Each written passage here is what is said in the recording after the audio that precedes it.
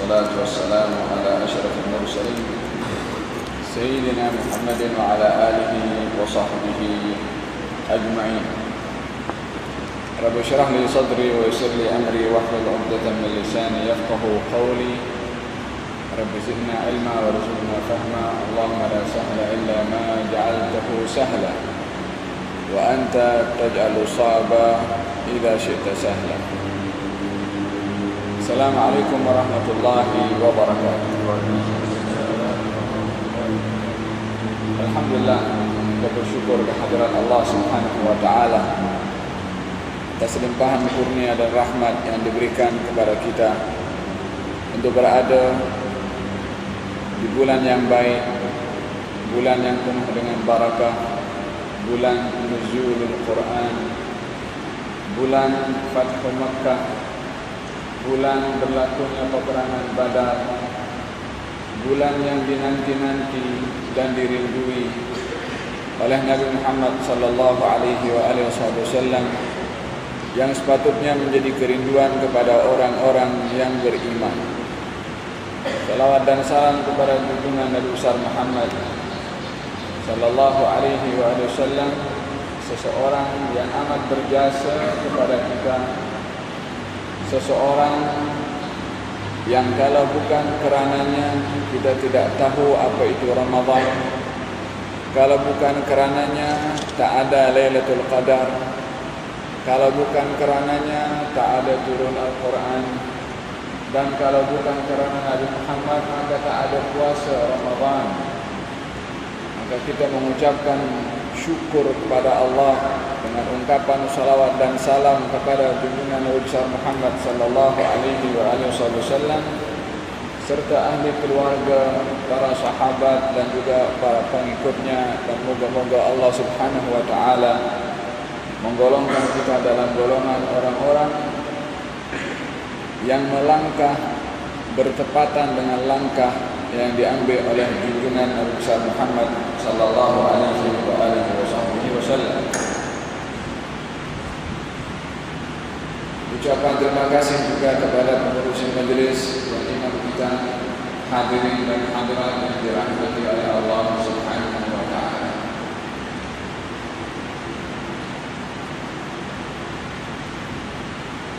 Satu hari Nabi sallallahu alaihi wasallam bersabda, "Inna Allah idza ahabba 'abdan hubbiba ilayhi al-ma'ruf wa wujiha ila fi'alihi." Sesungguhnya Allah bila mana suka kepada seorang hamba, maka hamba itu akan dipersenangkan kepada kebaikan dan dipermudah untuk melakukan kebaikan. Kita berada di masjid yang dinamakan Masjid Al-Khairiyah, masjid yang baik. Semua masjid adalah merupakan tempat yang baik, tempat untuk ibadah, tempat yang disukai oleh Allah Subhanahu wa taala. Ahabbul biladi masajiduha, tempat yang paling disukai oleh Allah adalah masjid-masjid. Sehingga daripada kebaikan rumah Allah, Nabi Muhammad sallallahu alaihi wasallam menghargai kepada ihsan. Orang yang berbuat ihsan kepada masjid. Salah seorang perempuan bernama Ummu Mihjan yang hidup di zaman Rasulullah, yang tugasannya adalah memungut sampah ataupun membersihkan masjid Nabi. Wanita itu bernama Ummu Mihjan yang sentiasa dinampak oleh Nabi di masjid untuk memungut sampah dan membersihkan rumah Allah Subhanahu wa taala.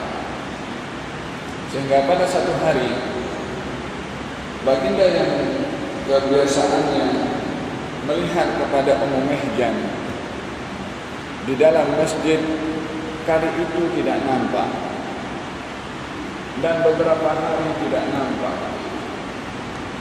Maka Nabi mencari tahu kenapa tidak dinampak lagi seorang bernama Ummu Mihjan.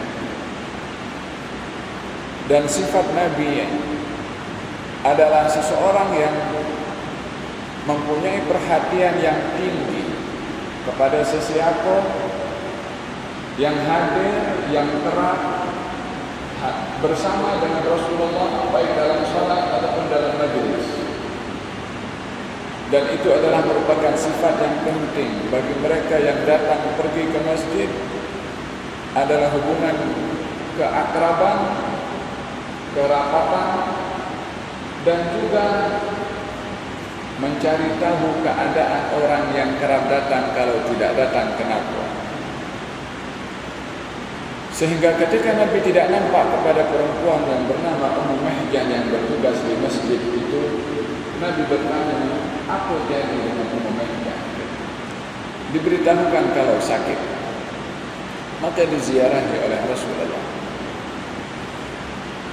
Ada satu hal yang begitu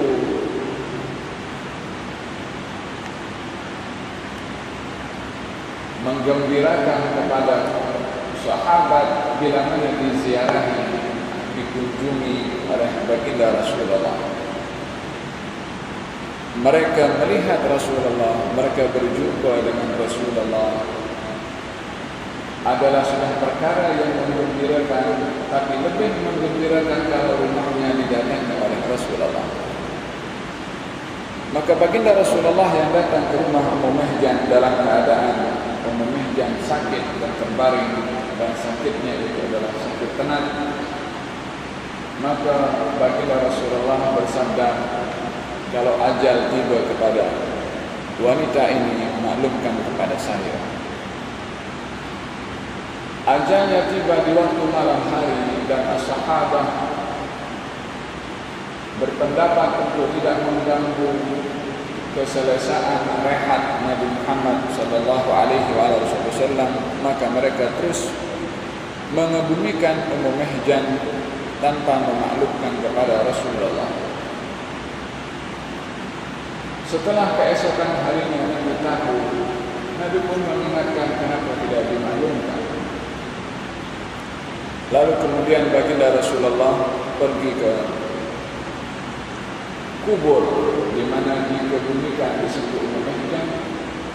Lalu baginda Rasulullah salat jenazah. Kemudian baginda Rasulullah menyeru, ya Ummu Mihjan, apa yang kamu sudah dapat di alam kamu, yakni di alam barzakh sana.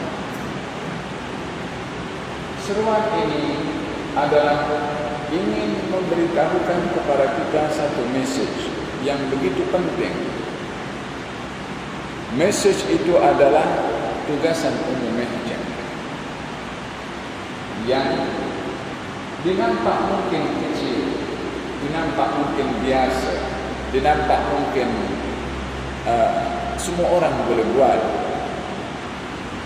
Tetapi baginda Rasulullah memberikan penghargaan lebih kepada orang yang berkhidmat di rumah Allah Subhanahu wa taala, sehingga Ummu Mihjan ketika sakit diziarahi, kemudian diberitahukan kalau meninggal bagi tahu, sudah pun meninggal Nabi tak tahu didatangi, dan salat jenazah Nabi, lalu masih memanggil kepada Ummu Mihjan. Tidak lain dan tidak bukan, Nabi ingin menyampaikan message kepada kita bahwasanya pentingnya orang menjaga kehormatan masjid. Maka dengan demikian, apa yang menjadi impian kepada seorang wanita bernama Hannah, istri kepada Imran, yang di dalam Quran ada surat dinamakan surat Ali Imran, keluarga Imran. Nama surat itu dinamakan surat Ali Imran karena menceritakan keluarga Imran. Di antara kisah keluarga Imran ada kaitan dengan penjagaan kepada kehormatan masjid. Apa yang menjadi ikatan kepada penjagaan ataupun penghormatan masjid yang menjadi fikiran dan menjadi keinginan dan cita-cita kepada keluarga Imran adalah istrinya yang bernama Hannah. Ketika hamil, dia berkata, inni nadartu laka ma fi batni muharraran fataqabbal minni. Allah, aku bernadar janin yang ada dalam kandunganku ini untuk kujadikan muharrar, orang yang berkhidmat di rumah Allah Subhanahu wa taala. Nak jadi tuan imam pun, nak jadi orang tukang sapu dan masjid, hasil jaga kehormatan masjid yang dipandang rendah oleh sebahagian orang. Istri kepada Imran punya azam seperti itu, nak anaknya jadi orang yang berkhidmat di rumah Allah Subhanahu wa taala. Berapa ramai daripada orang kaum ibu ketika hamil, apa impiannya kepada janin yang dikandungnya? Yang satu nak jadi pemain bola sepak, yang satu nak jadi ahli dalam bidang apa. Walaupun perkara yang diimpikan selagi tidak bercanggah dengan nilai-nilai agama adalah perkara yang boleh-boleh saja, tetapi kebijakan seorang ibu itu ketika dalam keadaan hamil menghendaki anaknya menjadi orang yang the best, tapi nak menjadikan anak yang paling baik bergantung kepada latar belakang ibu itu apa bagi dirinya perkara yang baik. Orang yang suka bola sepak, anaknya jadi bola sepak. Orang yang suka bidang-bidang tertentu, dia tak seperti itu. Tapi istri kepada Imran nakkan jadi anaknya menjadi orang yang berkhidmat di rumah Allah Subhanahu wa taala, maka lahirlah anak perempuan. Walaupun dia nakkan anak laki-laki, dahulu orang berkhidmat di rumah Allah itu adalah mestilah yang bertugaslah dalam syariat sebelum Rasulullah, mestilah laki-laki, tapi ini lahir bayi perempuan, diberi nama Maryam yang artinya adalah orang yang berkhidmat di rumah Allah Subhanahu wa taala. Maka dengan demikian, ketika berada di rumah Allah Subhanahu wa taala, seseorang hendaklah menyadari kalau ia berada di tempat yang paling baik di atas muka bumi ini, tempat yang paling disukai oleh Allah, dan kita pun berada di rumah Allah. Lebih lagi nama ini atau nama rumah Allah Al-Khairiyah, yaitu baik, mengingatkan kepada kita tentang pentingnya seseorang berbuat baik ketika berada di rumah Allah Subhanahu wa taala. Moga-moga kita termasuk daripada orang-orang yang baik dan suka kepada kebaikan, untuk sentiasa dibimbing oleh Allah Subhanahu wa taala berbuat baik sementara kita berada di bulan yang baik. Hadirin hadirat yang dirahmati oleh Allah Subhanahu wa taala, di antara kejadian yang terjadi di bulan Ramadan al-Mubarak, apa yang saya sebutkan dalam mukadimah sebentar tadi adalah yang pertama nuzulul Quran, yang kedua Fathu Makkah, pembebasan kota Makkah atau jatuhnya kota Makkah ke tangan kaum muslimin, yang berlaku di bulan Ramadan pada tahun ke-8 daripada hijrahnya Nabi Muhammad sallallahu alaihi wasallam. Yang ketiga adalah peperangan terbesar yang dihadiri oleh Rasulullah dan dihadiri oleh ramai malaikat, yang pada peperangan itu mereka yang hadir dari kalangan sahabat Nabi dan daripada kalangan malaikat adalah mereka orang yang paling baik berbandingkan kepada yang baik.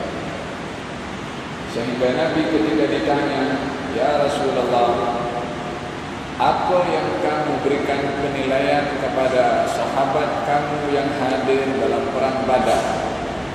Nabi menjawab, mereka adalah orang yang paling baik di antara kami. Jibril berkata, di antara kami pun para malaikat yang hadir bersama dengan engkau dalam perang Badar, mereka para malaikat yang terbaik juga. Kebaikan yang diraih dengan satu kejadian yang terjadi di zaman Rasulullah, yaitu peperangan Badar. Hebatnya peperangan itu, agungnya kejadian itu, mulianya kejadian itu menjadi sebab kemuliaan orang yang hadir. Maka dengan demikian, ketiga perkara yang besar itu, Fathu Makkah, Nuzulul Quran, peperangan Badar, adalah tiga kejadian yang terjadi di bulan Ramadan Al-Mubarak. Tidak ingin mengambil salah satu daripada apa yang terjadi di bulan Ramadan daripada tiga kejadian tadi, yaitu untuk kita bahaskan bersama-sama berkenaan dengan kejadian nuzul Al-Quran. Oleh kerana bulan Ramadan adalah dilabelkan dengan bulan nuzul Al-Quran. Syahrul Ramadan alladzi unzila fihi Al-Quran, bulan Ramadan, bulan diturunkan Al-Quran. Ini adalah berbentuk ikhbar, pemberitahuan dari Allah Subhanahu wa taala akan satu kejadian yang terjadi di bulan Ramadan. Dan bila mana Nabi menceritakan tentang kejadian nuzulul Quran, Nabi menceritakan tentang nuzulul Quran adalah bukan hanya sekedar objektif kenapa Quran diturunkan, walaupun itu yang menjadi intipati kepada Al-Quran diturunkan adalah kenapa Quran diturunkan. Jawabannya adalah yang menjadi intipati kepada sebab turunnya Al-Quran. Itu akan saya bahaskan pada sesi yang kedua. Tetapi apa yang ingin saya sentuh di sini, Allah ketika menceritakan nuzulul Quran, Allah tidak mengatakan dalam ayat ini kami turunkan Al-Quran sebagai pemberi hidayah, hudan lin-nasi wa bayyinatin minal huda wal furqan. Tapi Allah sebutkan waktunya dulu, Allah sebutkan bulannya dulu. Kalaupun bulan itu tak disebut oleh Allah, yaitu Ramadan sebagai bulan nuzulul Quran, kalau tak disebutkan pun juga tetap Quran mempunyai tujuan sebagai hidayah untuk kita mengambil petunjuk daripada Al-Quranul Karim. Akan tetapi setiap kitab yang diturunkan oleh Allah Subhanahu wa taala diikat oleh Allah Subhanahu wa taala dengan kejadian, baik itu Taurat, baik itu Injil. Ketiga-tiga kitab ini turun di bulan Ramadan. Berarti ada keistimewaan pada bulan Ramadan yang dipilih oleh Allah untuk menjadi bulan turunnya Al-Quranul Karim. Taurat turun di bulan Ramadan, Injil turun di bulan Ramadan, kitab-kitab Al-Quran pun juga turun di bulan Ramadan. Jadi saya akan bahaskan dua perkara. Yang pertama, Allah sebutkan masa turunnya Quran. Yang kedua, Allah jelaskan kenapa Quran diturunkan. Dalam hal ini pentingnya seseorang untuk mengenal tentang sejarah. Karena Allah Subhanahu wa taala ketika menyebutkan tentang turunnya Al-Quran, Allah sebutkan waktunya dulu. Syahrul Ramadan alladzi unzila fihi Al-Quran. Bulan Ramadan adalah bulan diturunkan Al-Quran. Kenapa?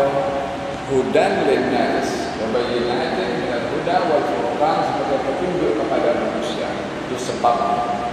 Tapi yang pertama, kejadiannya, waktunya, bulannya. Allah Subhanahu wa taala di dalam Al-Qur'anul Karim menyeru kepada Nabi Musa alaihi salam dalam firman-Nya, wa dzakirhum bi ayyamillah. Wahai Musa, ingatkan kepada bangsa kamu, Bani Israel, akan kejadian-kejadian hari-hari yang berlaku pada hari itu, kejadian yang agung di sisi Allah Subhanahu wa taala. Nabi Musa disuruh mengingatkan Bani Israel dengan kejadian yang berlaku, yang kejadian itu mempunyai pertanda, ayat keajaiban, anugerah yang diberikan oleh Allah kepada Nabi Musa untuk Bani Israel.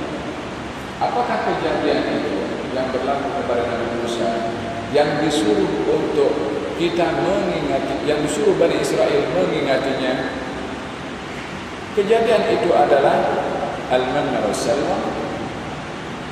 Kejadian itu adalah al-manna wassalwa, makanan yang diturunkan tanpa mereka memasak pun, ready terus. Makanan itu diturunkan oleh Allah kepada Bani Israel. Kejadian yang lain adalah terbelahnya lautan untuk menjadi laluan kepada Bani Israel, dan juga kejadian itu mukjizat yang Allah berikan kepada Nabi Musa, dan banyak lagi kejadian-kejadian yang ditunjukkan oleh Allah kepada Nabi Musa untuk menjadi memantapkan akidah Bani Israel beriman kepada Allah dan Nabi Musa alaihissalam. Maka disuruh mengingatkan. Oleh karena mengingati kejadian yang ada hubung kait dengan Allah, akan melihat keagungan yang menjadi sebab kejadian tersebut. Demikian juga Al-Quranul Karim.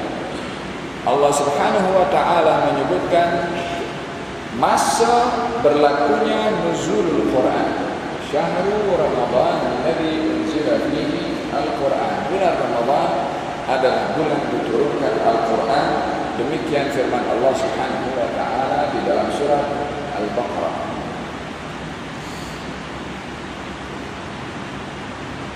Nabi Muhammad sallallahu alaihi wasallam lebih spesifik menjawab kepada satu soalan, yang soalan itu bertanya tentang satu hukum, tapi Nabi menjawabnya dengan satu kejadian. Soalan berkenaan dengan hukum, jawabannya diberikan sebab kejadian. Ini supaya kita tahu pentingnya kita tahu sejarah. Sejarah itu kejadian yang berlaku di zaman silam, yang sudah berlalu. Akan tapi kita penting untuk tahu kejadian waktu itu, dan tidak semua kejadian perlu kita untuk kaji. Tentunya kejadian-kejadian yang ada hubung kait khususnya dengan agama kita, supaya kita lebih meyakini kesahihan agama yang menjadi pegangan kepada kita. Nabi ditanya, "Ya Rasulullah, ma taqul fi shaumi yaumil itsnain?" Wahai Rasulullah, apa pandangan kamu tentang orang berpuasa di hari Senin? Nabi tidak mengatakan sunnah. Nabi tidak mengatakan itu adalah bahagian daripada perkara yang tidak diwajibkan. Yani nak puasa hari Senin fadl. Tapi baginda Rasulullah menjawab dengan dua kejadian. Gal dzakal yaumul ladzi wulidtu fihi. Di hari Isnin saya dilahirkan. Wa unzila alayya, dan di hari Isnin turun kepada saya Al-Quranul Karim atau wahyu. Dua kejadian Nabi sebut dalam soalan berkaitan dengan hukum.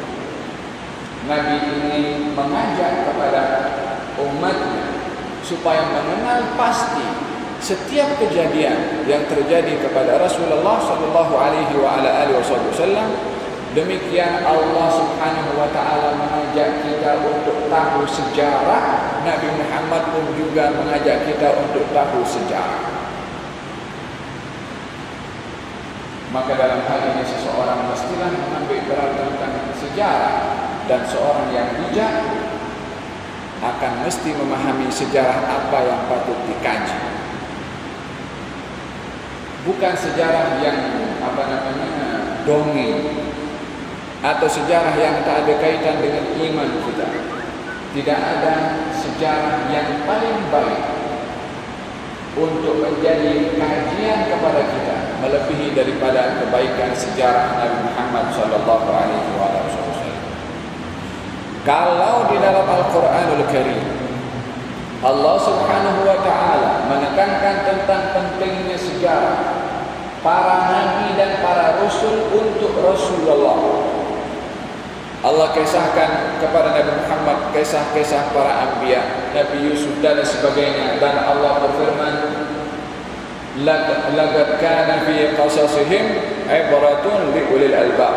Terkandung di dalam kisah-kisah mereka para nabi dan rasul ibrat, pengajaran bagi orang yang berakal.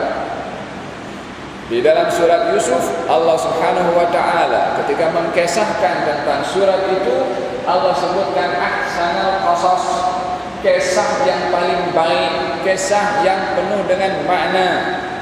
So dikisahkan karena semuanya berkaitan dengan sejarah, pentingnya untuk kita kenal kepada sejarah. Ini bahagian pertama yang ingin saya sentuh berkenaan dengan bulan Ramadan, adalah bulan nuzulul Quran.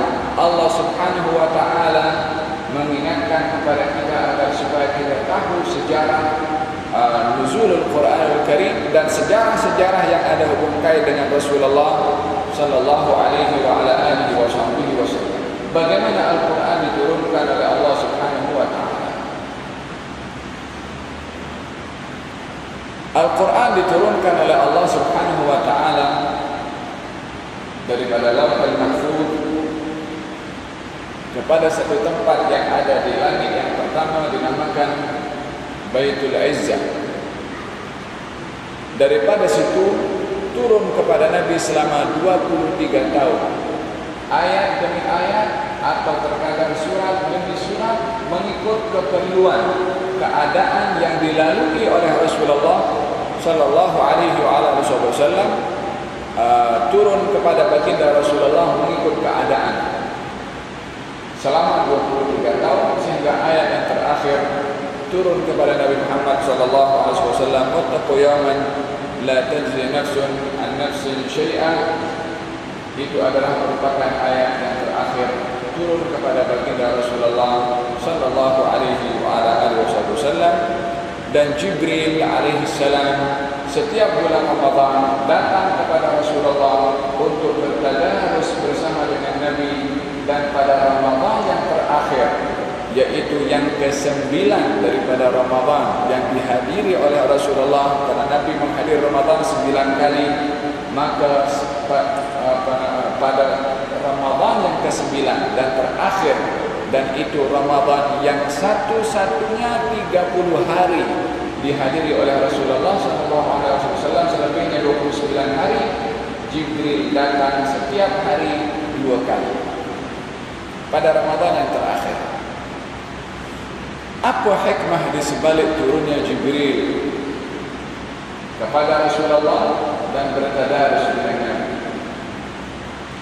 Tadarus itu orang membaca Al-Quran dengan silih berganti. Dan kalau orang membaca Al-Quran dengan silih berganti, maknanya bacaan ayatnya itu adalah mengikut tartib dan urutannya. Nabi ketika bertadarus dengan Jibril adalah Jibril memberitahukan tentang penyusunan ayat, peletakan ayat, penyusunan surat dan peletakan surat. Melalui tadarusnya Jibril dengan Nabi sallallahu alaihi wasallam, maka apa yang telah dihasilkan daripada tadarus Jibril dengan Rasulullah adalah kumpulan Al-Quran sekarang daripada Al-Fatihah. Walaupun surat yang pertama turun kepada Nabi bukan Fatihah, surat yang kedua Al-Baqarah, walaupun surat yang turun kepada Nabi yang kedua bukan Al-Fatihah, bukan surat Al-Baqarah, surat yang pertama turun surat Iqra, yang kedua turun kepada Nabi adalah Ya ayyuhal mudaththir qum ya ayyuhal muzammil, dan juga ayat-ayat yang lain. Akan tetapi ayat yang pertama turun diletakkan di juz yang 30, itu adalah hasil daripada tadarusnya Jibril dengan Rasulullah sallallahu alaihi wasallam. Dan kita pun juga berada di bulan Tadarusul Quran, yaitu kebiasaan Nabi bulan Ramadan bertadarus, maka kita pun mengambil sunnah tadarus juga. Ini berkenaan dengan cara turunnya Al-Quran kepada Rasulullah daripada Lauhul Mahfuz kepada Baitul Izzah. Quran yang ada sekarang ini daripada Al-Fatihah sampai Nas, kemudian turun kepada Nabi ayat demi ayat selama 23 tahun dan disusun balik melalui tadarusnya Jibril dengan Rasulullah sampai lengkap Al-Quran yang ada di tangan kita. Tidak ada kekurangan, jangankan satu huruf, satu baris pun tak kurang daripada apa yang sudah diamanahkan oleh Allah kepada Jibril. Inna nahnu nazzalna dzikra wa inna lahu lahafizun. Kami ini adalah, yakni Allah Subhanahu wa taala yang menurunkan Al-Qur'anul Karim dan kami juga yang menjaganya. Berapa banyak orang berusaha untuk menelirukan Al-Qur'anul Karim, Allah Subhanahu wa taala tidak akan memungkiri janjinya untuk menjaga Al-Quran. Hanya Allah akan menjaga Al-Quran, mengikut apa yang dikehendaki oleh Allah akan penjagaan Al-Quran. Tugasan kita juga menjaga Al-Quran. Kita pun dituntut untuk menjaga. Allah akan jalankan tugasnya untuk menjaga Al-Quran dengan sifat ketuhanannya Allah. Kita juga mesti menjaga Al-Quran mengikut tanggungjawab yang Allah amanahkan Al-Quran itu kepada kita. Lalu apa amanah Allah tentang Al-Quran itu kepada kita? Adalah memahami objektif diturunkan Al-Quran. Apa objektif Al-Quranul Karim diturunkan oleh Allah Subhanahu wa taala? Secara general ada 4 objektif Al-Quran itu diturunkan oleh Allah Subhanahu wa taala. Dan itu diungkapkan di dalam ayat Al-Quranul Karim yang kita ingin bahaskan sedikit demi sedikit berkenaan dengan ayat tersebut. Yang pertama, sebagai mau'izah. Yang kedua adalah sebagai penawar. Yang ketiga sebagai hidayah. Yang keempat sebagai rahmat. Allah Subhanahu wa taala berfirman dalam Al-Qur'anul Karim, "Ya ayyuhan nas, qad ja'atkum maw'izatun mir rabbikum wa shifaa'un lima fis sudur wa hudan wa rahmatun lil mu'minin." Wahai sekalian manusia, datang kepada kamu mau'izah. Kita selalu kalau ada acara-acara macam ini dikatakan mau'izah hasanah, nasihat yang baik. Mau'izah adalah wasiat al-khair, wasiat kebaikan, itu namanya mau'izah, nasihat.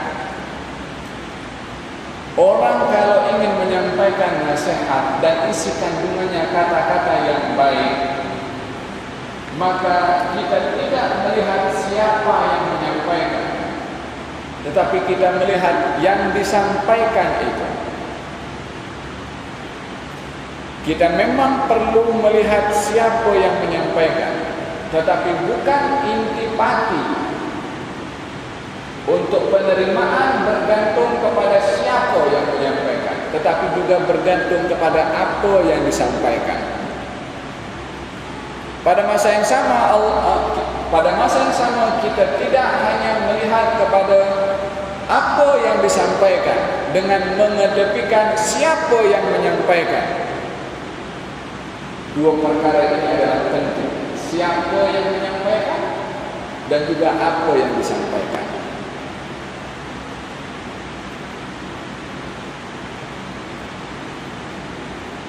Sayyidina Ibnu Sirin berkata, seorang tabi'in dalam Sahih Muslim, dia berkata, "Inna hadzal ilma dinun fanzuru amman ta'khuduna dinakum."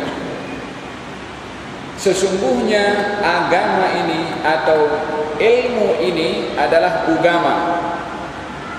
Maka hendaklah kamu melihat daripada siapa kamu ambil agama itu.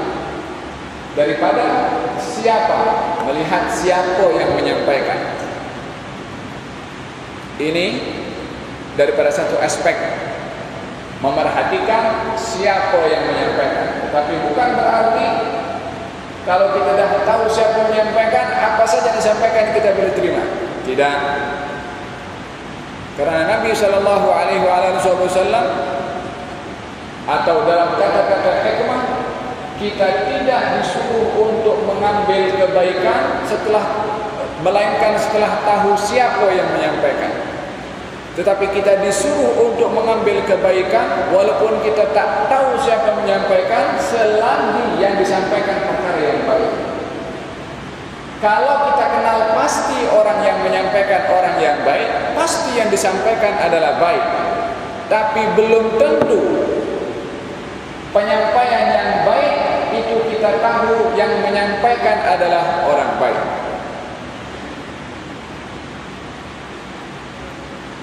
Bukankah di dalam Al-Quran Al-Karim Allah Subhanahu wa Ta'ala berfirman tentang kisah Nabi Adam dengan syaitan? Apa kata syaitan kepada Nabi Adam? Wa qasamahuma inni lakuma laminan nasihin. Wallahi, demi Allah, saya ini penasihat kepada awak. Syaitan mengaku penasihat, maknanya nak menyampaikan perkara yang baik. Apa yang berlaku kepada Nabi Adam ketika menerima apa yang disampaikan daripada nasihat itu?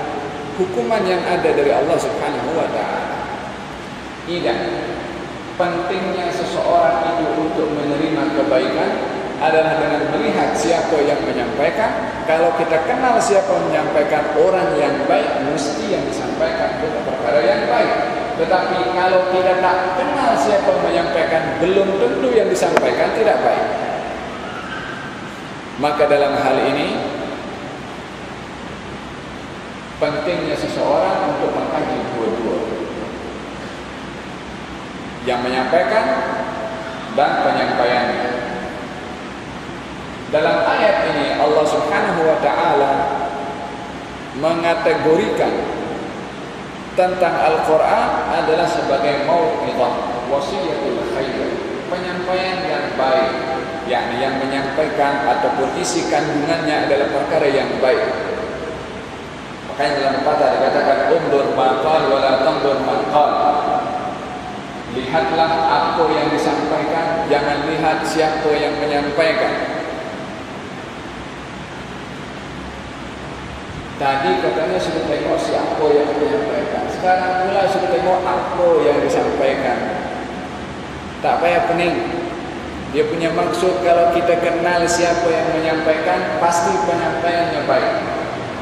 Kalau kita kenal orang yang baik, tapi kalau kita tak kenal yang menyampaikan itu orang baik atau tidak, belum tentu yang disampaikan tak baik. Kita kena timbang itu penyampaiannya atau isinya itu betul atau tidak, mengikut neraca yang tak berubah, yaitu daripada neraca timbangan syariat Nabi Muhammad sallallahu alaihi wasallam.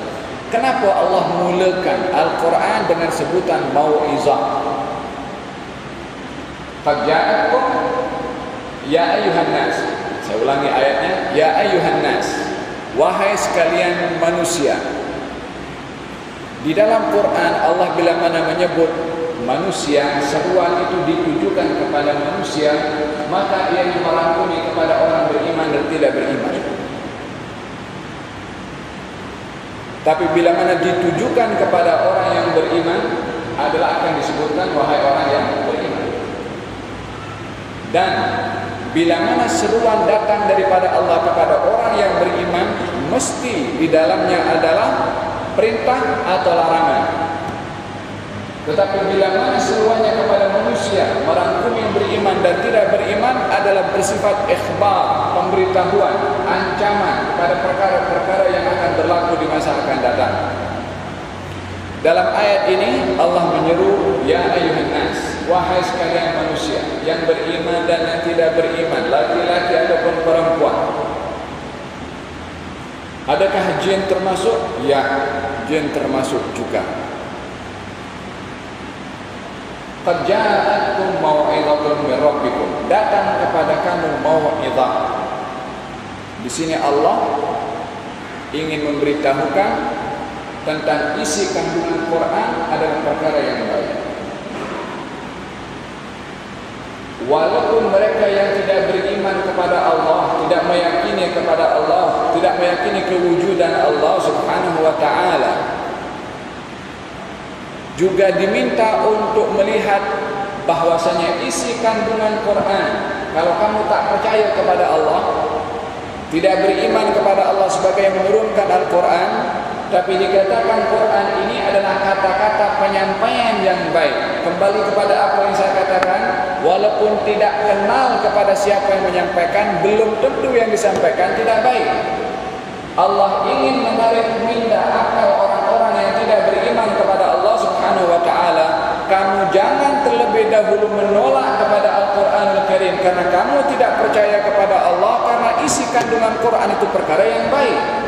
Seperti mana kita kalau dinasihatkan oleh orang, walaupun orang itu tidak beriman, kita orang belajar ke university, lecture, kita bukan orang yang beriman umpamanya, tapi apa disampaikan perkara yang baik, kita tolak atau kita terima? Kita terima.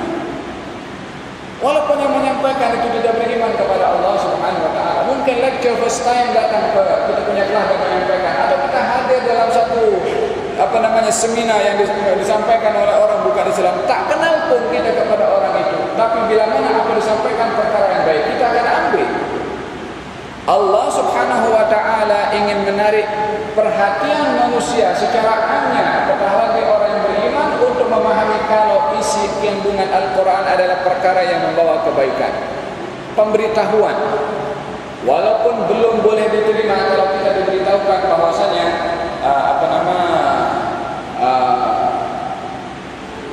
diberitahukan kalau kereta ini adalah baik, laju, kita belum tentu percaya akan baiknya ini kereta sebelum kita mencuba. Tapi pada masa yang sama kita tak tolak karena kita belum tahu. Allah Subhanahu wa taala ingin mengajak kepada orang-orang atau manusia supaya melihat kepada Al-Quran isinya adalah perkara yang baik. Kalau kamu tidak percaya, buktikan, yakni kaji isi kandungan Al-Quranul Karim. Baginda Rasulullah ketika berhijrah pergi ke Taif, dan di Taif tidak dilayan baik, baginda pun keluar daripada Taif, berhenti di sebuah pokok, kemudian Nabi salat di situ. Dalam keadaan Nabi ingin menyampaikan Quran kepada orang Taif dan ditolak. Akan tetapi setelah Nabi salat di bawah pokok, yang beriman makhluk yang lain daripada jin. Kata Allah Subhanahu wa taala menceritakan di dalam Al-Quran, Nabi ketika salat, selesai daripada salat itu diturunkan ayat oleh Allah Subhanahu wa taala, kata-kata daripada bangsa jin yang mengatakan, kami mendengar ayat yang diturunkan oleh Allah setelah Nabi Musa, yakni setelah Taurat ada ayat yang mirip dengan Taurat, yaitu Al-Quranul Karim, yang pada akhirnya jin beriman kepada Rasulullah sallallahu alaihi wasallam di saat Nabi menawarkan Al-Quran kepada bangsa manusia, tapi tidak beriman, tidak menerima. Yang menerima adalah golongan daripada bangsa jin, sebab di dalamnya adalah mau'izah, ada kata-kata penyampaian yang baik. Dan ini status Al-Quran yang pertama. Mau'izah adalah pemberi nasihat yang baik. Yang kedua adalah wasyifa'un lima fis sudur, penawar kepada apa yang ada di dalam dada, yakni hati. Hati ini adalah merupakan tempat iman. Hati ini letak keyakinan dan akidah. Maka Al-Quran diletakkan oleh Allah dalam matlamat dan objektif yang kedua adalah untuk menyembuhkan penyakit akidah, penyakit keraguan-raguan kepada Allah Subhanahu wa taala, penyakit tidak percaya akan kewujudan Allah Subhanahu wa taala. Adakah Al-Quran hanya untuk mengobati penyakit akidah sahaja? Memang tentunya Al-Quran adalah penawar kepada penyakit akidah dan penyakit bukan akidah, termasuk penyakit fizikal. Olehada salah seorang berkata, saya hairan kepada orang yang terkena penyakit sedih, susah tidak rujuk kepada firman Allah Subhanahu wa taala, "Wa nada fil dhulumat an la ilaha illa anta subhanaka inni kuntu minadh dhalimin." Saya heran kalau ada orang susah hati, sedih, kemudian tidak mengambil penawar daripada Al-Quran, bacaan la ilaha illa anta subhanaka inni kuntu minadh dhalimin, yang mana ayat ini dibaca oleh Nabi Yunus ketika berada dalam perut ikan dalam keadaan sedih dan susah. Allah Subhanahu wa taala berfirman setelah Nabi Yunus mengucap demikian, "Fanajjaynahu minal ghammi wa kadzalika nunjil mu'minin." Kami selamatkan Yunus daripada kesusahan dan kesedihan, dan dengan zikir itu juga kami Allah akan selamatkan orang-orang yang beriman. Allah dah bagi tahu dalam Al-Quran bahwasanya orang yang susah hati akan diselamatkan oleh Allah daripada kesusahannya dengan zikir Nabi Yunus. Maka kata seorang yang alim ini mengatakan, saya heran kalau ada orang susah hati tak baca zikir ini, sementara terkandung di dalamnya penawar.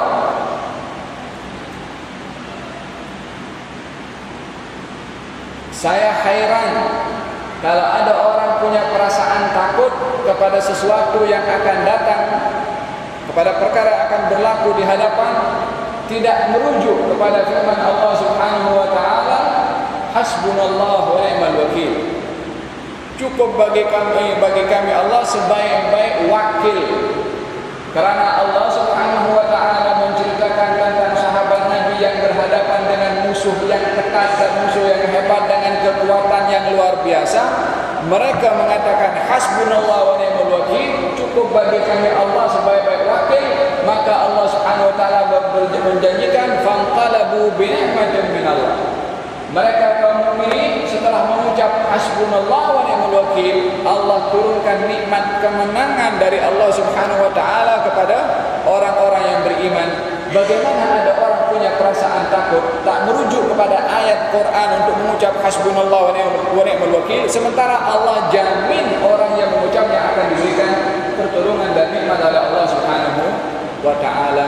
Demikian Al-Quran juga bukan hanya penawar pada penyakit akidah, melainkan juga penawar kepada penyakit-penyakit yang lain, sedih, susah, musibah dan lain sebagainya.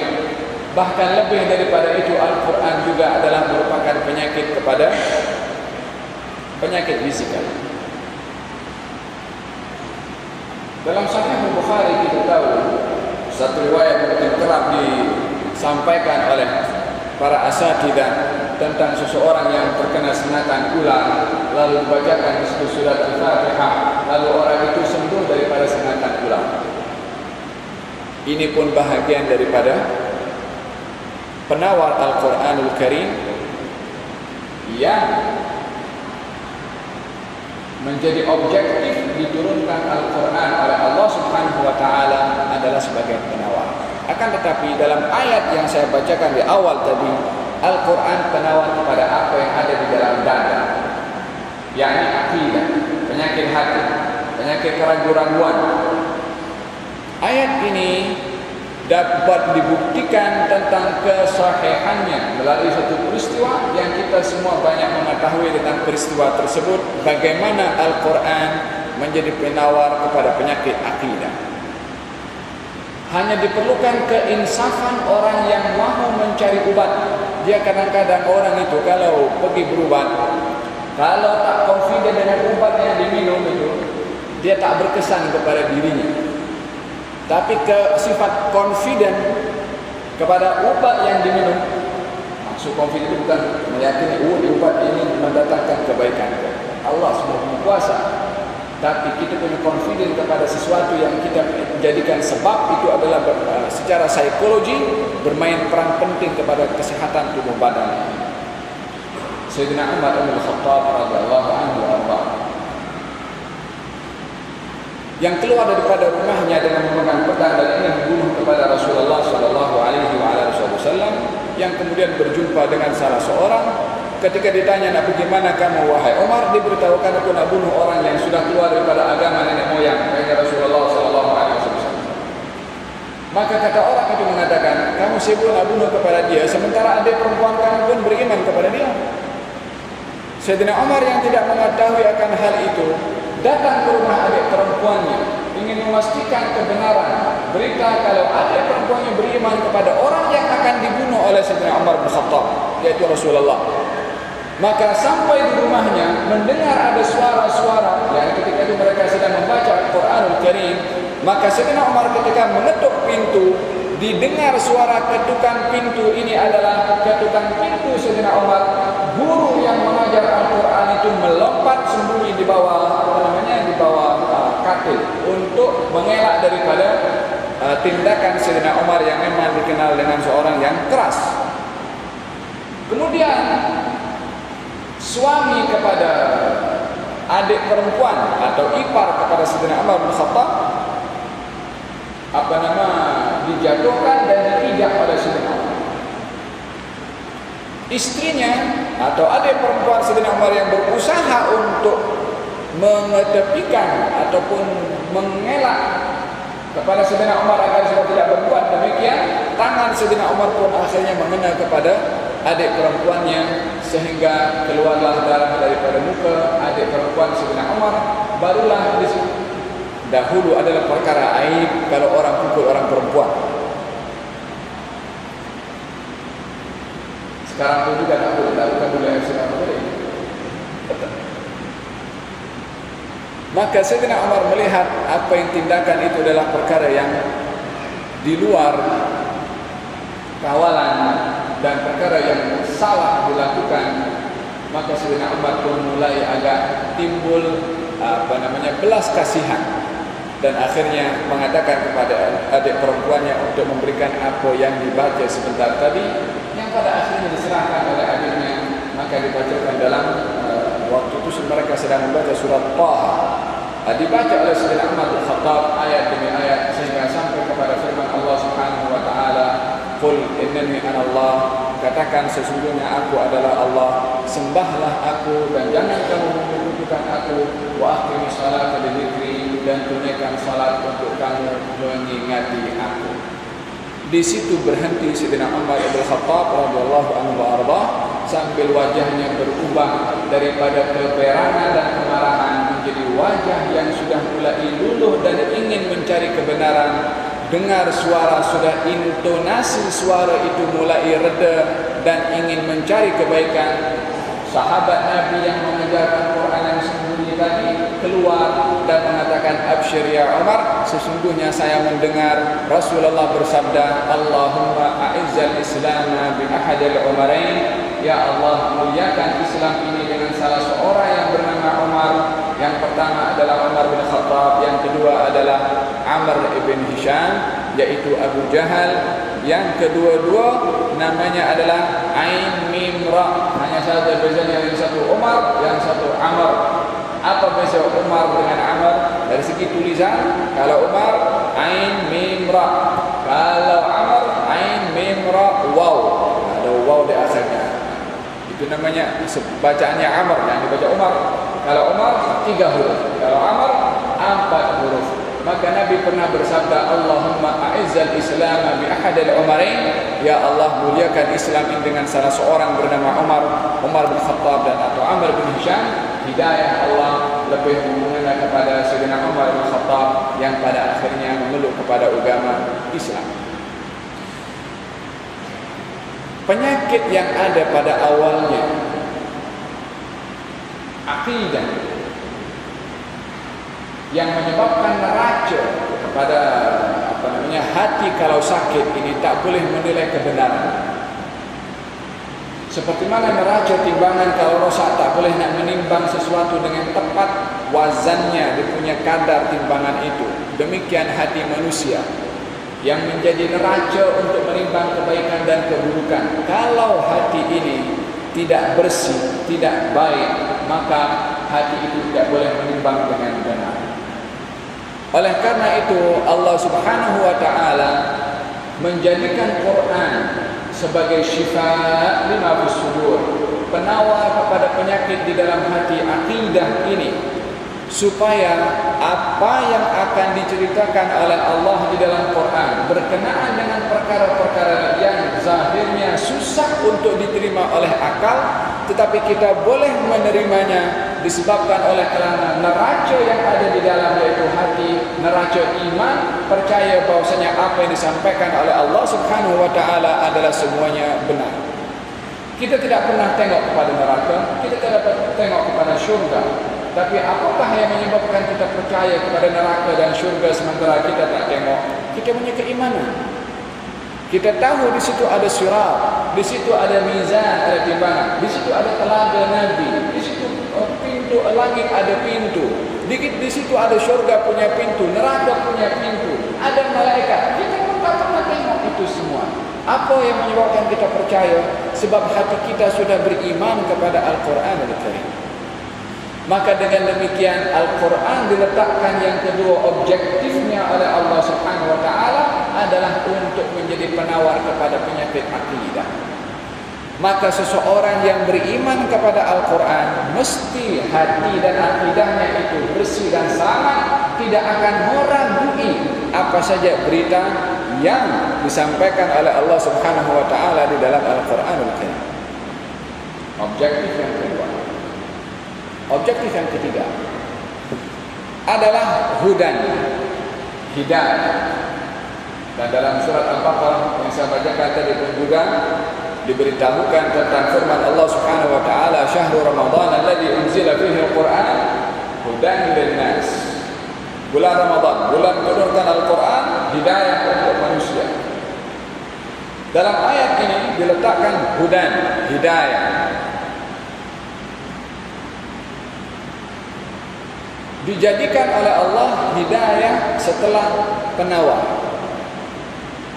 Karena kalau seseorang terobati penyakit hatinya, maka mudah untuk mendapatkan hidayah. Sebagaimana contoh yang saya katakan tadi, kita percaya syurga ada, karena itu hidayah daripada Allah Subhanahu wa taala. Setelah hati kita percaya Quran itu benar, walaupun kita tidak nampak kepada syurga. Dan hidayah terbagi menjadi 4 bahagian hidayah. Hidayah pertama dinamakan hidayah bayan. Hidayah bayan adalah hidayah yang berupa penjelasan dari Allah Subhanahu wa taala antara yang hak dengan yang batil, yang ma'ruf dengan yang munkar. Allah bagi hidayah khamar buruk. Allah bagi hidayah bahwasanya korma ataupun madu, minuman yang membawa kebaikan. Ini hidayah itu bayan. Allah jelaskan keburukan khamar, Allah menjelaskan tentang kebaikan minuman-minuman selain daripada khamar. Yang kedua, kalau orang tahu ini baik, ini tak baik. Kalau orang diberikan sinyal ini racun, ini madu. Kalau tahu yang ini racun, ini madu, tentunya dia akan memilih yang baik dan tidak memilih yang tidak baik. Ini hidayah itu bayan. Macam itu apa namanya